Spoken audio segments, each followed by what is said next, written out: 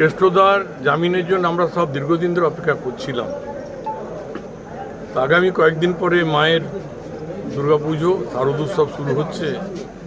তার আগে আমাদের কাছে একটা মনে করি ওপরওয়ালা একটা বড় অবদান আমাদের আনন্দটাকে আরও বাড়িয়ে দিল। বীরভূমের মানুষের জন্য, বীরভূমের প্রয়োজনে অনুব্রত মণ্ডলের দরকার আছে। বিগত দিনে ছিল, আজও আছে, আগামী দিনেও থাকবে। আমরা তার সৈনিক হিসেবে তিনি এসে দায়িত্ব নিন। আমরা তার সৈনিক হিসেবে যে দায়িত্ব আমাদেরকে বলবে আমরা সেই দায়িত্ব পালন করব। আমরা তার চিন্তাভাবনা নিই।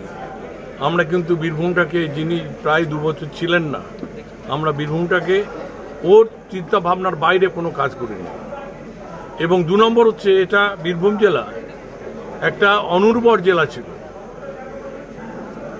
যেখানে পাথরের মাটি, সেই পাথরের মাটিটাকে গুঁড়ো করে উর্বর জমি তৈরি করেছিল রাজনীতিগতভাবে অনুব্রত মণ্ডল। সুতরাং এখানে তো আমাদের কাছে সেই আনন্দ ধরে রাখা নেই। আমরা চাই অনুব্রত মণ্ডল আবার যত তাড়াতাড়ি ফিরে আসবে। আমার মনে হচ্ছে আগামী সপ্তাহের মধ্যে তাকে আমরা বীরভূমের মাটিতে পাব এবং আমাদের আগামী দিনে চলার পথটা আরও বড় জায়গায় পৌঁছে যাবে।